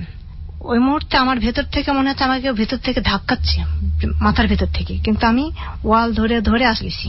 যেটা করার উচিত ছিল না আপনি সেটা করেছেন। কাউকে ডেকে আপনার যাওয়া উচিত ছিল। হ্যাঁ, সেটা হয়তো আপনি বুঝতে পারেননি। হ্যাঁ, আমি বুঝতে পারিনি। যে নার্স ওনাকে ঝাড়ি দিচ্ছেন তাকে আমি বলতে চাই, হয়তো হাসপাতালের নিয়ম কানুন জানেন না, সেটা আপনি ভুল করতেই পারেন, কিন্তু ওখানে তো নার্সের স্ট্যান্ড বাই থাকার কথা, যে কোনো সময় অ্যানেস্থেসিয়াটা অফ হয়ে গেলে যে কোনো সময় আমার রোগীর সেন্সটা আসবে। এই ছোট ছোট বিষয়গুলো নিয়েই কিন্তু আমাদের অনেক সময় অনেক বড় ধরনের দুর্ঘটনা আমরা দেখি, যেটা পেপার পত্রিকা থেকে শুরু করে টেলিভিশন রেডিওতে চলে আসে, যে ডাক্তারের সঙ্গে বা এর সঙ্গে আত্মীয়দের মারামারি, হাতাহাতি। হ্যাঁ, এই বিষয়গুলো একটু কেয়ারফুলি ডিল করা উচিত, বিশেষ করে অপারেশন রোগীদের ক্ষেত্রে তো অবশ্যই। বলুন। তারপর আমাকে 10টার দিকে খাবার দিল। খাবার খাওয়ার পর আমার বমি হয়ে গেল। তখন আমি কিন্তু শুনি না, তখন আমার কান ব্যান্ডেজ করা, আমি এক কানে হালকা শুনি। 3 দিন পরে আমাকে রিলিজ দিয়ে দিল। 9 দিনের দিন আমার সেলাই কাটলো ডাক্তার। আমার মনে হচ্ছে যে একটা সুচ পড়লেও ঠাস করে শব্দ হচ্ছে, এত জোরে শুনতে পাচ্ছি। কিন্তু জোরে শুনতে পাচ্ছেন, এটা আপনার কাছে অস্বস্তি লাগছে? অস্বস্তি লাগতেছে। বুঝতে পেরেছি। তখন কানের সেলাই যখন কাটে তখন ডাক্তার বলতেছে যে আল্লাহ ভরসা, এই ধরনের কানের সাকসেস 70%, আর 30% এর ভিতরে 25% কান নষ্ট থাকে, আর 5% একেবারে হয়তো বিভিন্ন দুর্ঘটনা ঘটতে পারে। আপনার লাক ভালো, তাই আপনি ভালো হয়ে গেছেন। বিউটিফুল। সো আমরা বুঝতেই পারছি যে উনি একটা নতুন জীবনের স্বপ্ন দেখবেন এরপরে। কানের অপারেশন শেষ, আমি সুস্থ, আমি বাড়ি গেলাম। 1 মাস পরে এর মধ্যে আমাকে হাসনাত খুব তাড়া করতেছে যে বিয়ে করার জন্য। তা আমি ওকে বললাম যে তাহলে ঠিক আছে তুমি আসো আমাদের ফ্যামিলিতে কথা বলো। তখন কি দেখেছেন ওকে? না, তখন আমি ওকে দেখি নাই। বলছে যে না আমি যেতে পারবো না, তুমি আসো। একটা মেয়ে মানুষ যে বিয়ে করবো এটা হয় সম্ভব? তা করছে না, তাহলে হবে না, তাহলে তুমি আসো। এভাবে সে আমাকে ফোর্স করে। আমি এক সময় 6 সালের মে মাসের 28 তারিখে ওর সাথে কথাবার্তা বলে আমি চলে যাই। চলে যান মানে বাসা থেকে বের হয়ে যান? বাসা থেকে বলে যাই যে আমার এক ফ্রেন্ডের সাথে দেখা। না, সেটা আমি বুঝতে পেরেছি আপনি কি বলে গেছেন, কিন্তু আপনি কি বাসা থেকে বের হয়ে গেলেন ওকে বিয়ে করার জন্য? হ্যাঁ। বাসা থেকে বের হলেন কেন? বাসাতে বললে রাজি হবে না ওকে ওর সাথে বিয়ে দেওয়ার জন্য? না, বাসা থেকে বলছে তুমি বিয়ে করলে ওকে ডাকো। তো আমি বলছি যে ওকে ডাকছে, ও তো আসে না, তো যাই হোক আমি ওকে দেখি। তাই বলে আপনি বের হলেন কি তাকে বিয়ে করার জন্য? বিয়ে করার জন্য বের হলাম। এবং তাকে আপনি দেখেনও নি? না, দেখিও। কেন আমি বলি জীবন নাটকের চেয়েও নাটকীয়? এই জন্যই তো বলি, একটা ছেলে যাকে, হ্যাঁ ঠিক আছে, তার একটা গুড সাইন অবশ্যই ছিল, যে মুহূর্তে সে অপারেশনে যাচ্ছে সেখানে সে একটা কম্পেয়ার করার সুযোগ পেয়েছে যে একটা মানুষকে আমি 3 বছর লাভ করলাম, এবং তারপরে সে মানুষটা বলল যে ঠিক আছে দেখা যাক কি হয় না হয়। অপারেশনে কিন্তু মারাও যেতে পারতো। তারপরে সেই সময়টা কি উচিত ছিল না তাকে পজিটিভ কথা বলার? সেটা সে করেনি। অথচ যে মানুষটা তাকে মাত্র ফোনে সম্পর্ক, সে তাকে দেখেও নি, হয়তো সে দেখেছে, সেই জায়গাটা থেকে সে মানুষ ফোন কনভারসেশন তাকে এতটা সাহস দিচ্ছে, তো ঠিক আছে, এটা একটা গুড সাইন। বাট বিয়ে শাদী করার জায়গাতে আপনার ফ্যামিলির তো কোনো দোষারোপ ছিল না। আপনার ফ্যামিলি বলেছে যে ছেলেটাকে আসার জন্য, এবং সেটা সে আসতে চাচ্ছে না। আসতে না চাওয়ার পিছনে কারণটা কি ছিল? আসতে চাচ্ছে না, তার অর্থনৈতিক অবস্থা তখন তার সেভাবে আসার মতো। সেটা আপনি ফ্যামিলিতে বলতে পারতেন যে ছেলেটার এই অবস্থা? আপনি বলেছিলেন? না, আমি ফ্যামিলির সাথে সেভাবে শেয়ার করি না। আমার আসলে ফ্যামিলির প্রতি আমার একটা অভিমান ছিল, অভিমান থেকেই আমি চলে যাই। আপনার যে ফ্যামিলির প্রতি অভিমান ছিল এটা কি হাসনাত জানতো? হ্যাঁ, কিছুটা হলে জানতো। এই যে ছোটবেলার যে, এবং আপনি যেভাবে বের হয়ে আসতেছেন তার কাছে, এটাও সে জানতো নিশ্চয়ই? নাকি আপনি তাকে ফোর্স করেন যে আপনি এভাবে চলে যাবেন? নাকি সেই আপনাকে ফোর্স করে যে আপনি চলে যাবেন? তো তখন আপনার মনে হচ্ছিল যে একটা বেকার মানুষের সাথে হাত ধরে একটা ছেলেটাকে আপনি দেখেননি, একটা অনিশ্চিত গন্তব্যের দিকে পা বাড়াচ্ছেন। ওর পাশে যারা বন্ধু ছিল আশেপাশে, ওরা সবাই কথা বলতো, তবে দেখো তুমি ওকে বিয়ে করলে ঠকবা না, ওর বাবার অনেক কিছু আছে, ও যদি কিছু নাও করে তাও সারা জীবন বসে খেতে পারবা। ওর পাশের বন্ধুরা যাদেরকে আপনি দেখেননি, বন্ধুর মা তাদেরকেও আমি দেখি নাই। বন্ধুর মা কথা বলতো, বন্ধুর বউ কথা বলতো, বন্ধুর বোন কথা বলতো। ততদিনে কি ব্যাপারটা এরকম হয়েছে যে আপনি ওকে লাভ করেন? হ্যাঁ, ততদিনে আমি ওকে লাভ করি। তাহলে কোন ইকুয়েশনে যাওয়াটাই উচিত হবে না, কজ লাভ ইজ ব্লাইন্ড। মানুষ যখন প্রেমে পড়ে, মানুষ তখন অসম্ভবকে সম্ভব মনে করে আগাতে থাকে। And love has that kind of force, believe me. Love অনেক কিছুই সাধন করতে পারে, কিন্তু একটা খুব ইন্টারেস্টিং ফ্যাক্ট হচ্ছে এই ইমোশনটা, এই ফিলিংসটা সবসময় থাকে না, সারা জীবন ধরে থাকে না, একটা সার্টেন পিরিয়ড পর্যন্ত থাকে, এবং এই ফিলিংসটা পরাজিত হয়। পরাজিত বলবো না, ঠিক অন্যদিকে চলে যায়। যেমন এরকম একটা কথা আমি কিছুদিন আগে শুনলাম। আমি কপিলের যে কমেডি শো, এটার আমি অনেক বড় fan. He has that kind of sense of humour. So ও বলছিল, আমার খুব ভালো লাগলো অ্যান্সারটা, যে বিয়ের পরে আসলে সম্পর্কটা এরকম থিতিয়ে যায় কেন? বিয়ের আগে সম্পর্কটা থাকে অসাধারণ। একটা মানুষ দেখিনি, বের হয়ে আসতে বলেছে, ব্যাগ গুছিয়ে ফ্যামিলি ছেড়ে বের হয়ে গেলাম তার জন্য। হ্যাঁ, কত বেশি ভালোবাসা থাকলে এটা করা সম্ভব। এই মানুষটাই বিয়ের পরে দেখা যাবে ভাত মাছ হয়ে গেছে। কেন হয়? এটা তো অনেক 99% ক্ষেত্রে এটা হয়। তো লাভটা কি তাহলে শেষ হয়ে যায়? নো, লাভটা শেষ হয়ে যায় না। বেসিক্যালি যেটা হয় ম্যাক্সিমাম মানুষের ক্ষেত্রে, লাভটা চেঞ্জ হয়ে অন্যদিকে চলে যায়। তখন ডিউটি অ্যান্ড রেসপন্সিবিলিটির দিকে চলে যায় লাভটা। It's very good and honest answer. আমার কাছে মনে হচ্ছে যে ইয়েস, বাবা হিসেবে তখন মানুষ চিন্তা করে যে সংসারটা কিভাবে সামলাবো, তখন বেশি কনসেন্ট্রেশন ওদিকে চলে যায়। মেয়েরা সবসময় রোমান্টিক, একটু বেশি রোমান্টিক ছেলেদের চাইতে, কারণ মেয়েরা রোমান্টিক থাকতে হয়তো পছন্দ করে, আল্লাহ তাদেরকে ওভাবেই বানিয়েছে। তারা চায় যে তার হাজবেন্ড যখন বাসায় ফিরবে একটা গোলাপ ফুল নিয়ে ফিরুক, এবং দিস কাইন্ড অফ থিং। এটা আসলে ছেলেদের মধ্যে খুব ন্যাচারালি হয়তো জিনিসগুলো আসে না, কিন্তু তার মানে এখানে যে ভালোবাসাটা কমে যায়, হয়তো রেসপন্সিবিলিটি জায়গাটা দখল করে ফেলে। তবে এটা ঠিক ওই ফিলিংসটা থাকে না। যে গল্পে আমি যাচ্ছি সে গল্পটা আমি কিছুটা জানি, কজ আপনারা ইমাজিনও করতে পারবেন না যে এই মেয়েটির জীবনে ভবিষ্যতে কি অপেক্ষা করছে। একটু শুনতে থাকুন। জি বলুন। তারপর 28 তারিখে আমি বিয়ে করবো। এর মধ্যে 26 তারিখে আমার এক্স ফ্রেন্ডকে আমি আবার ফোন দিই। আবার ফোন দিলেন? হ্যাঁ। এটা তো আপনি উচিত কাজ করেননি। আপনি ফোনটা কেন দিলেন? ওকে ফোন দিলাম, আমার পরশুদিন বিয়ে হবে, তুই কি বলিস? তখন ও বলে যে হ্যাঁ ঠিক আছে, বিয়ে ভালো হলে করে ফেলো। আপনি কি তখনও দৌড়ানাই ছিলেন? হাসনাতকে আপনি অলরেডি লাভ করেন, তারপরেও আপনি ফ্রেন্ড? তারপরে হাসনাতকে আমি দেখি নাই। সো ওই কনফিউশনটা ছিল? ওই কনফিউশন ছিল। আচ্ছা, ওকে। তো ওকে বললাম যে তুই কি বলিস? আচ্ছা ভালো হলে করে ফেলো, আমি আজকে নাইটে ঢাকায় যাব। ঠিক আছে, তো আজকে তোর সাথে আমার শেষ কথা, আর কথা হবে না। ও পরের দিন 27 তারিখে ওর বোনকে দিয়ে আমাকে ফোন দেওয়াচ্ছে। ও ঢাকায় এসে ফিল করতেছে যে না, ওর বিয়ে হয়ে গেল, তোকে আমি হারিয়ে ফেললাম। আচ্ছা, ওকে। তখন ওর বোনকে ওর বড় ভাইয়ের বাসায় পাঠাইছে। বড় ভাইয়ের পা ধরে ওর বোন কাঁদছে, ওর বিয়ে হয়ে যাচ্ছে, ও বাঁচবে না, এখন ওকে বিয়ে করা।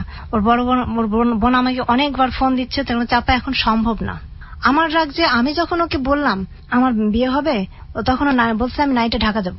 তো এখন আর সম্ভব না। ও যদি ওই মুহূর্তে বলতো যে না তুমি বিয়ে করো না, আমি আসবো, তো ওর আপাকে বলে দিলাম আপা এখন আর সম্ভব না, আমার বিয়ে অলরেডি সবকিছু ওকে হয়ে গেছে। তখন ও কান্নাকাটি শুরু করছে। তারপরে আমি পরের দিন 28 তারিখে গাড়িতে উঠে রওনা দিলাম, কিছু পোশাক আশাক নিয়ে চলে গেলাম। আমিও যে নামলাম ভাইয়া স্ট্যান্ডে, অঝরে বৃষ্টি। না, কিন্তু যে ছেলেটাকে আপনি বিয়ের আগ মুহূর্তে গিয়েও আপনি ফোন দিচ্ছেন, তাকে আপনি কি বললেন? তখন বললাম যে না, তুই আমাকে চাইতি তাহলে তো তুই ঢাকায় যেতি না, আর রাজি না হলে আমি কেন যাব। সামহাও আপনি তাকে নো বলেছেন। ওকে, তারপর আপনি হাসনাতের দিকে চলে যাচ্ছি। তো বৃষ্টিটা কিসের হলো? আমি যে বাস স্ট্যান্ডে নামলাম, রাজশাহী বাস স্ট্যান্ডে নামার পরে অঝরে বৃষ্টি। এর মধ্যে ওর দুইটা ফ্রেন্ড ও মোটরসাইকেল নিয়ে আসলো। ওকে দেখে তো ভাইয়া আমি তাজ্জব হয়ে গেলাম। কেন? আমি কি করলাম? হায়, আমি কি করিলাম। আসলে আপনার অভিব্যক্তি এরকম হওয়া উচিত ছিল। আমি একটু ট্রাই করে দেওয়ার চেষ্টা করলাম, এটাই হয়। বাট তারপরেও বলি, মেয়েদের জায়গা থেকে মেয়েরা আসলে প্রেমটাকেই বেশি পছন্দ করে, লাভটাকেই বেশি পছন্দ করে, চেহারাটাকে ততটা নয়। এটা মানে আমি আমার বন্ধু সার্কেল সব জায়গার এক্সপিরিয়েন্সের জায়গাটা থেকে আপনাদেরকে যেটা বলতে পারি, কজ এই মেয়েটাও স্যাক্রিফাইস করেছে। আই এম ডেফিনেটলি শিওর আপনি করেছেন। বলেন তারপর। ওকে দেখে আমি তো মানে এখন আমি কি করব? আমি ফিরে যাব? বৃষ্টি না হলে হয়তো আমি ফিরতে গাড়িতে ব্যাক করে চলে আসতাম, এরকম মনে হচ্ছে। হ্যাঁ, এখন বৃষ্টিতে আমি ওকে দেখে আমার মনে হচ্ছে যে না, একে বিয়ে করা যাবে না। একজনকে দেখলেই মনে হয় যে তার ভেতরে পাতাটা পড়া হয়ে যায়। আমি বারবার আমি ওকে দেখতে চাইছি, ও আমার সামনে আসে নাই, এই কারণেই আসে নাই। ও হয়তো জানতো যে ওকে দেখলে আমি বিয়ে করব না। আচ্ছা, এখন যাই হোক, আমি আবার আমার কপালের উপরে সব ছেড়ে দিলাম, যা হয়েছে হয়েছে। আমি যখন চলেই আসছি, ও দেখতে যাই হোক, ভালো তো বাসে। এখন আমার আর ফেরার পথ নেই। হয়তো বৃষ্টি আল্লাহ হয়তো চাইছে এই জন্য বৃষ্টি হয়েছে। এই বৃষ্টি না হলে তো আমার ফিরে যাবার উচিত ছিল। এখন আমার ফিরে যাওয়ার পথ নাই। ওরা আমাকে নিয়ে ফ্রেন্ডের বাসায় উঠলো। তখন অঝরে বৃষ্টি, আমরা ভিজতে ভিজতে বাসায় যেয়ে উঠলাম। ওর ফ্রেন্ডের মা বোন সবাই রান্না টান্না করে মানে কাজে নিয়ে আসলো, বিয়ের যা আয়োজন যা করার সমস্ত কিছু করলো। সেই মুহূর্তে ভাইয়া এটা বললে যদিও বলা উচিতই, ওর কাছে কোনো টাকা নাই। আমি 8,000 টাকা নিয়ে গেছি, আমার সেই টাকা দিয়ে সে কাজীকে দিচ্ছে, সেই টাকা দিয়ে যা খরচ করার করতেছে। এই টাকাটা আপনার কাছ থেকে নিয়ে সে আমার কাছ থেকে নিয়ে করতেছে।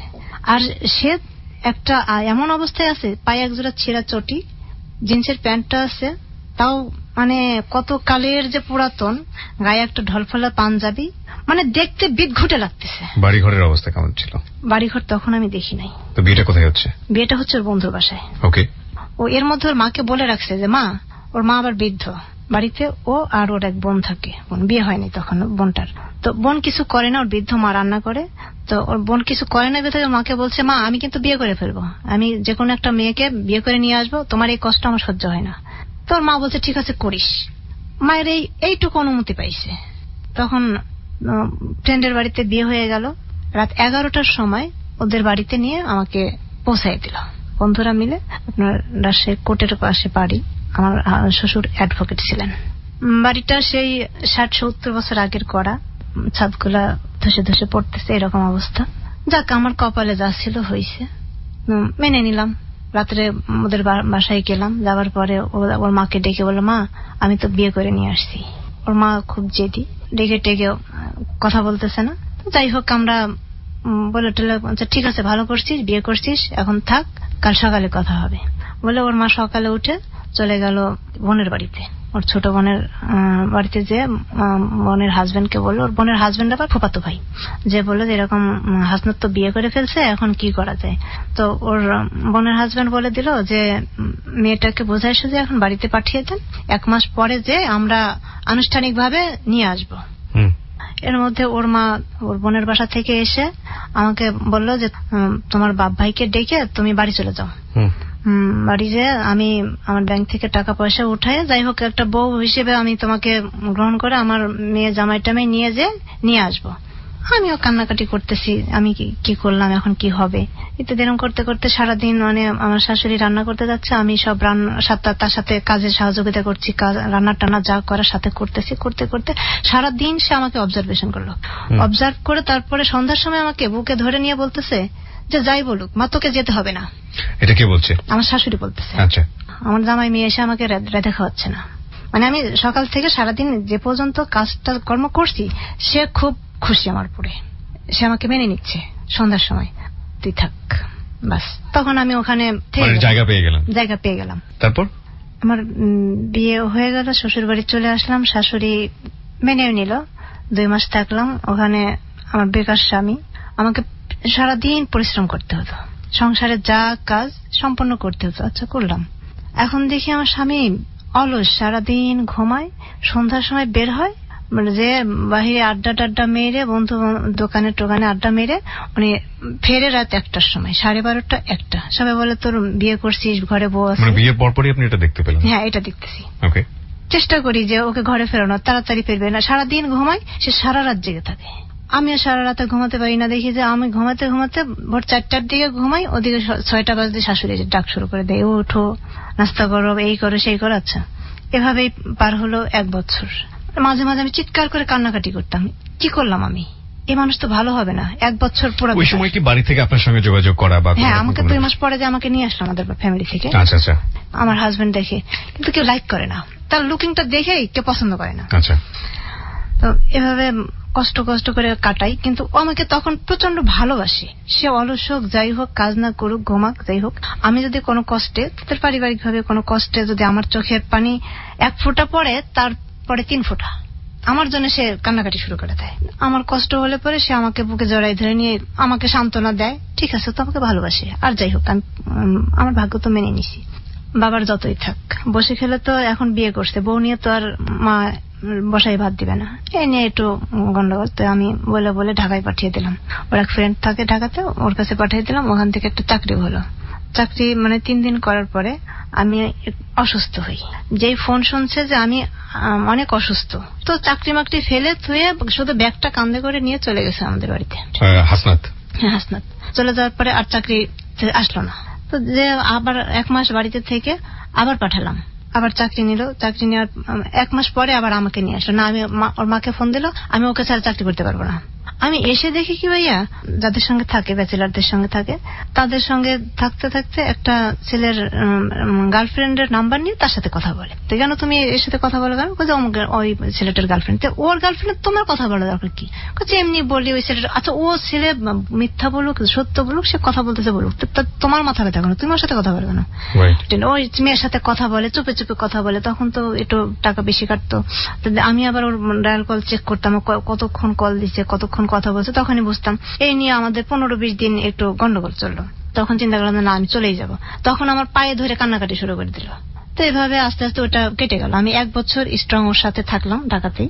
ও 2008 সালে ওর মা হজে যাবে, ওর বোনের বিয়ে হয়ে গেছে, ওর বাবা ফোন দিল, বউকে পাঠিয়ে দে, আমি একা কার কাছে থাকবো।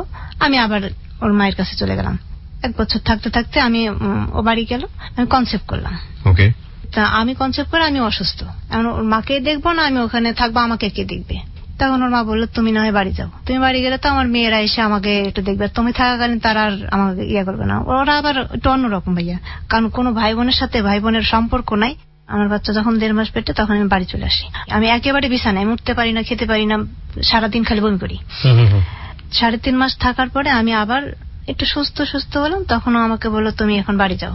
বাড়ি যেয়ে দেখি ওর বোন, যে বোনটার বিয়ে হয়েছে, ও বাড়ি চলে আসছে। আমি যাওয়ার পরে অলরেডি আর কোনো কাজ করে না সে।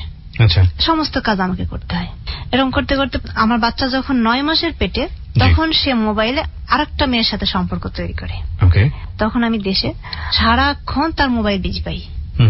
সে ওই মেয়েটার সাথে কথা বলতে বলতে তার সাথে এমন সম্পর্ক হয়েছে, সে তাকে বিয়ে করবে। এর মধ্যে আমার বেবি হওয়ার সময় হয়ে গেল, মেডিকেলে আমাকে ভর্তি করলো, বাচ্চা হবে। ও থাকে সারাক্ষণ ওই কানে ইয়ারফোন আর কথা। আচ্ছা, আমার সামনেই। ডাক্তার নার্সরা বিরক্ত হয়ে গেল। যখন আমার বাচ্চা সিজার করে হয়েছে 3 দিনের দিন, আমি ওই মেয়েকে আর খুঁজে পাচ্ছি না। মেয়ের নাম্বার আমার কাছে আছে, কিন্তু ওই নাম্বারে আমি খুঁজে পাচ্ছি না ওই মেয়েকে। মানে মেয়ের নাম্বারটা আপনি আগে নিয়েছি, আমি যেভাবে হোক জোগাড় করছি। সেগুলা বলতে গেলে অনেক বড় কাহিনী। যেদিন আমার বাচ্চার 3 দিনের দিন বয়স, সেদিন আমি রাত্রে ওই মেয়েকে ফোন দিছি, ওই ফোন ধরছে মেয়ে। বলছে যে, আপা, আপনি আপনার হাজবেন্ডকে কালকের দিনের জন্য আটকান, না হলে ও কালকে চলে আসবে, আমাদের বিয়ে হবে। ওই মেয়েকে কিন্তু সে দেখে নাই, শুধু মোবাইলই। আপনার বাসায় জানি কি আছে, আমি জানি যে বাসায় আমার কাছে 10,000 টাকা আছে, এই টাকা নিয়ে ও পরের দিন চলে আসবে বিয়ে করতে। আচ্ছা, আমি এখন কি করবো ঠিক পাচ্ছি না। আমার বোন ওদের বাড়িতে আছে, আর আমার মা আছে হাসপাতালে আমার কাছে। তো আমার বোনকে বললাম, দেখ, অমুক জায়গায় চাবি আছে, অমুক জায়গায় টাকা আছে, ওই টাকাগুলো নিয়ে তুই সকালে মেডিকেলে চলে আয়। টাকা না পেলে তো আর ঢাকা যেতে পারছে না। পরে টাকা খুঁজতেছে, ঢাকায় আসবে, টাকা খুঁজে পাচ্ছে না, আমাকে ফোন দিচ্ছিল, টাকা তো আমি নিয়ে আসছি। তো কেন টাকা নিয়ে গেলে? তো বলছে, আমার দরকার আছে, আমি নিয়ে আসছি টাকা। মেডিকেলে যে আমাকে মেরে ধরে ওখান থেকে টাকা নিয়ে চলে আসলো। আমি অ্যাডমিট রোগী, ডাক্তাররা বললো যে ওই ছেলেকে ঢুকতে দিয়ে না, কোনো অ্যাক্সিডেন্ট হয় আমাদের পুলিশ ডাকো। এর মধ্যে বেরিয়ে গেল। এর ভেতরে আমার ছেলে জন্ডিস দেখা দিল। জন্ডিসের জন্য আরো 2 দিন হাসপাতালে ভর্তি থাকলাম। ও ঢাকা আসা ক্যান্সেল হয়ে গেল। আর ওই মেয়েটাও মোবাইল অফ করে দিল। 5 দিনের দিন আমাকে নিয়ে আসলো ওদের বাড়িতে। নিয়ে এসে আমার সামনেই সে কান্না করতেছে, আহারে আমার ময়না পাখি আজ কত দূরে, তুই আমার জীবনটা ধ্বংস করে দিলি। এই ময়না পাখিটা হচ্ছে ওই মেয়েটা। এত কিছুর পর আপনি ওই হাজবেন্ডের কাছে কেন আছেন ওই সময়টাতে? ওটা তো কেবল শুরু করলাম, আমার এর চেয়েও বেশি হয়েছে, এর চেয়ে বেশি এখন। তারপরে ওই মেয়ের সাথে মেয়ের যোগাযোগ করে না ওর সাথে। তো ও কান্নাকাটি করে আর আমাকে মোবাইলে অল টাইম ফোন দিয়ে গালাগালি, ঝগড়াঝাটি। মানে আমার কোনোদিন সারা রাত ওর মোবাইল গালাগালি শুনতেই যায়, সারাদিন না খেয়ে যায়। এই অবস্থা 6 মাস গেল। এর মধ্যে আমার ছেলেকে নিয়ে ওদের বাড়ি গেলাম। 3.5 মাস বয়স যখন, তখন ও গেছে। আমার ছেলের খুব জ্বর। ওর মোবাইল থেকে আমি কিছু মেসেজ অপশনে যে কিছু ওই মেয়ে যেসব নাম্বার থেকে মেসেজ পাঠাচ্ছে, ওই নাম্বারগুলো আমি টুকে রাখলাম। টুকে রেখে ওই নাম্বারে আমি পরে ফোন দিলাম। নাম্বারে ফোন দিয়ে দেখি যে ওই মেয়ের চাচা তো দুলাভাই ধরছে। বললাম, আচ্ছা মেঘলাকে? তো বলতেছে আমার বোন, বলছে সে আমার হাজবেন্ডের সাথে এই করতেছে, আমার একটা সংসার ভেঙে দিচ্ছে, আমার একটা সন্তান আছে, আমার ছেলে না থাকলে তো কোনো কথাই ছিল না ভাই। যেদিন আমি বুঝতে পারছি, আমি সেদিন ওকে ডিভোর্স করে দিই। কারণ এমনিতে তো আমি সবকিছু মানায় নিয়ে শুধু ভালোবাসাটুকু নিয়ে বেঁচে আছি। চোখে দেখলাম সহ্য, বলতে গেলে ওর সাথে আমার শেষ করতে আমার অসহ্য লাগে। আচ্ছা, ওকে।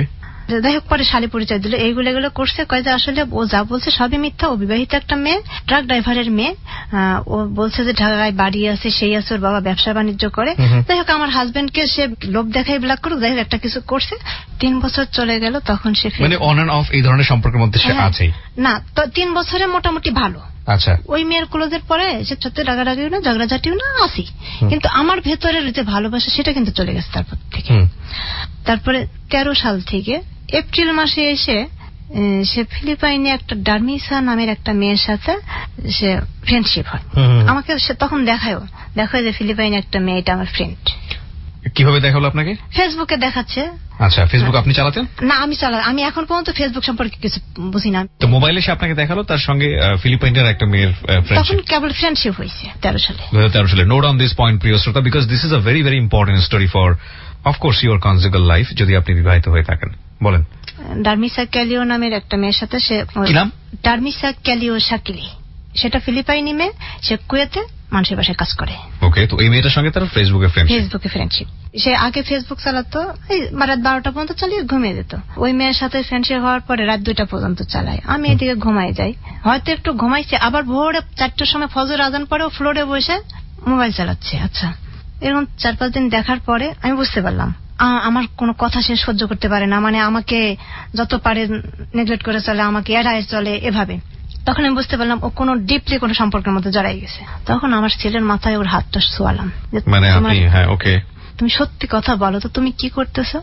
তার মোবাইলে আমি দেখি যে ওই বিদেশি নাম্বারে কল দেওয়া, ডায়াল কলে এত মিনিট কথা বলে, 17 টাকা মিনিট করে কথা বলে প্রতিদিন। সে 500-700 টাকা মোবাইলে ঢোকায় কথা বলতো। যেদিন আমি ওর মাথায় হাত ছোঁয়ে নিছি, তখন হচ্ছে হ্যাঁ ওকে আমি ভালোবাসি, আমাকে বিয়ে করবো, তো সমস্যা আছে। তারপরের দিন থেকেই আমাকে মারধর শুরু করলো। তখন আমি ওকে কান্নাকাটি করে বলে, দেখো আমি তোমাকে ছেড়ে দিন, তোমাকে আমি মুক্তি দিতাম, কিন্তু আমি ছেলেটা কি করবো, এই জায়গা থেকে সরে আসো, ফিলিপাইনে যাবো, ওকে বিয়ে করবো, ওকে বিয়ে করলে আমি ওখানকার নাগরিক হব, আর নাগরিক হলে ওখান থেকে আমি বিভিন্ন রাষ্ট্রে যেতে পারবো। তার হচ্ছে এই আশা। একটানা 7 দিন মারলো আমাকে, 100 বার কান ধর করে উঠবস করালো। এবং আপনি সেটা করলেন? আমি না করলে আমার হাড্ডিতে বাড়ি দেয়। তুই বল, আমি ডার্মিসাকে বিয়ে করব, তুই কোনো কিছু বলবি না, তুই যদি বলিস তাহলে তোকে আমি মেরে ফেলবো। আমার ছেলের বয়স তখন 3 বছর। ছেলে প্রচুর কান্নাকাটি করতো, চিৎকার করতো, তা মানতো না। তো 7 দিনের দিন আমাকে বিকাল 3টার সময় প্রচুর মারলো। আমার কাছ থেকে মোবাইল, টাকা পয়সা যা ছিল সমস্ত কিছু, আমার আইডি কার্ড থেকে শুরু করে কাপড় চোপড় ঝেড়ে রেখে আমি কি নিলাম না নিলাম আমাকে গাড়িতে উঠায়, গাড়ি ভাড়া দিয়ে পাঠিয়ে দিলাম। রাত 10টার সময় আমাদের বাড়ি ইয়েতে যেয়ে পৌঁছালাম। বাড়িতে যে এসব বললাম, তো বললো যে ঠিক হয়ে যাবে, এখন কি করবা, আমাকে সাপোর্ট করতেছে না, একা বিয়ে করছে, এখন একটা বাচ্চা আছে, এগুলো করতেছো, ঠিক হয়ে যাবে। এরকম করে আমি বাড়িতে প্রায় মাসখানেক পড়ে থাকলাম। এর মধ্যে আবার ও বাড়ি গেল, ওদের বাড়ি গেল, ও গেল, আমিও গেলাম। ওদের বাড়িতে যে ওর মাকে জানালাম, ওর বোনকে জানালাম, যাদের মাধ্যমে আমার বিয়ে হয়েছে তাদেরকে জানালাম। ও চলে আসার পরে, ও ঢাকাতে চলে আসার পরে এই হচ্ছে, তবে তুমি ও থাকতে কেন বললা না এগুলা, ও থাকতে বললে তো আমাকে মারবে। এই কথাটা ওর বোন আবার ওকে বলে দিল যে ও এরকম 1-1.5 ঘন্টা বাজারে যে ও বুঝতে পারছে যে আমি নিশ্চয়ই কারোর কাছে বলতে গেছি। তারপর আমাকে মোবাইলে আবার গালাগালি। আমি বাড়ি চলে আসলাম, মানে এ বলতেছে যে অমুক কবিতা যাচ্ছে, সেই দিলে ভালো হবে, ওই দিলাম। যাই হোক আমি এইসব নিয়ে আসলাম। 1 মাস হয়ে গেল প্রায়। তখন ফোন দিল, তুমি চলে আসো, আমার খাওয়া দাওয়ার সমস্যা হচ্ছে। আমি আসলাম। ভাইয়া রোজাতেও এসে আমি ওই একই অবস্থা, সারা রাত একভাবে মোবাইলে সে চ্যাটিং করে, আর ওই যখন কথা বলার বাহিরে যে কথা বলে। আমি বললেই প্রতিদিন আমাকে মারে। আর আমার ছোট ছেলে চিৎকার করে, আব্বু আমি মাপ চাই, আমি তোমার কাছে মাপ চাই, আমার আম্মুকে মেরো না। 3 বছরের ছেলে, আমার আম্মুকে মেরো না, আমি মরে যাবো, আমার বুকে ব্যথা করে। সে মানেই না, সে প্রতিদিন আমাকে মারে। এইভাবে মারতে ভাইয়া রোজার ঈদে বাড়ি গেলাম। ঈদে ওর বন্ধুরা ওকে বোঝালো যে তুই যদি এগুলা করিস আমরা তোর সাথে সম্পর্ক রাখবো না, ওকে রাখো না। এর মধ্যে ওই মেয়ের আমি নাম্বার নিলাম, ওই মেয়েকে আমি মেসেজ পাঠালাম যে তুমি এগুলা করো না, তুমি আমার সংসার ভেঙো না, আমার একটা বাচ্চা হয়েছে, যদি বাচ্চা না হতো তাহলে আমি ছেড়ে দিতাম। তো ওই বলছে ওকে, তাই বলে ওকে ইয়ে করে দেয়, ফেসবুক ব্লক করে দেয়। তো আরো অন্যান্য মেয়েদের সাথে করে। ওর একটা নেশার মতো পেয়ে গেল ভাইয়া। 13 সালের নভেম্বরে স্ট্রোক করে। সকালে নাস্তা খাবে 9:30-10টা বাজে। আমি বলছি তুমি খেয়ে নাও, নাকি ওটাতে পেট ভরে। আমি শুধু এটা বললাম কেন, এই কথা বললাম কেন ভাইয়া, আমাকে 1 ঘন্টা মারলো। সে আমাকে লাথি কিল ঘুষি আমার গলা চিপে ধরে মাইরে, ওহো, মানে চুল ধরে এদিকে একটা ঢিপ দিল, মাথার এদিক ধরে ওদিকে একটা ডিপ দিল, মানে ওয়ালের সাথে আমার মাথা এখানে ফুলে গেল, এখানে ফুলে গেল, আর গলার চিপার দাগ, মানে এটা 10টা-11টার দিকে করলো। মানে গড়াগড়ি করে কান্নাকাটি করতেছে, আমার ব্যথার যন্ত্রণায় ভাই আমি উঠতে পারতেছি না। আমি আল্লাহকে বলছি, আল্লাহ ডার্মিসা দিদার ওর হার্টটা তুমি নষ্ট করে দাও। ঠিক সেই মুহূর্তে সিগারেট খেয়ে পানি খাইছে, আর তখন ওর বুকে চাপ ধরছে। তো আমার ছেলেকেও বলতেছে, তোমার আম্মুকে ডাকো, আমাকে পানি দিয়ে আমার বুক চেপে ধরছে। আমি আবার তখন আব্বু মরে গেল, তাড়াতাড়ি আসো, আব্বুকে পানি দাও। তো আমি বলছি না, দিব না। ডার্মিসা দিদার হার্ট এই নামে একটা আইডি খুলছে, ওর হার্টটাকে তুমি ব্লক করে দাও। আল্লাহ তো দিছে। তারপরে দেখি যে আসলে অস্থির হয়ে যাচ্ছে, ঘেমে যাচ্ছে, ফ্যান চলতেছে। আমি যে পানি দিলাম, পানি দেওয়ার পরে পানি দিচ্ছে আর বলতেছি, আল্লাহ বলে কবুল করে না। এই কথা বললাম কেন, আমার অপারেশন করা কানের উপর ঠাস করে অবস্থাতে আমাকে মারলো। আমি পানি টানি সারা ছেড়ে দিয়ে ওকে মশাটা দিয়ে চলে আসলাম। ওর অফিসের অ্যাসিস্ট্যান্ট ফোন দিছে, তুমি আসো, আমি অসুস্থ, আমাকে হাসপাতালে নাও। তো আমি আবার ফোন কেড়ে নিয়ে বলছে কিছু হয় নাই, এমনি পানি খেতে খেতে বুকে আটকাই গেছে, শুয়ে থাকলে ভালো হবে। ও আর আসে নাই, 3টা পর্যন্ত ওই অবস্থায় আছে। আমি আর যাচ্ছি না কাছে, আমি ব্যথার যন্ত্রণায় আমি আর এক রুমে শুয়ে আছি। 3টার সময় ওর অ্যাসিস্ট্যান্ট গেছে, অ্যাসিস্ট্যান্ট যে ওকে হাসপাতালে নিয়েছে, ইসিজি করছে। তখন ওই মুহূর্তে কোনো টাকাও নাই ঘরে ভাইয়া। বললাম না যে প্রতিদিন প্রচুর টাকা খরচ করে। আমার কাছে মাত্র 350 টাকা ছিল, সেই টাকা দিয়ে দিছি। তখন ডাক্তার বলছে ওনাকে দ্রুত হৃদরোগ ইনস্টিটিউটে নিয়ে যেতে হবে, ওনার হার্ট ব্লক করছে।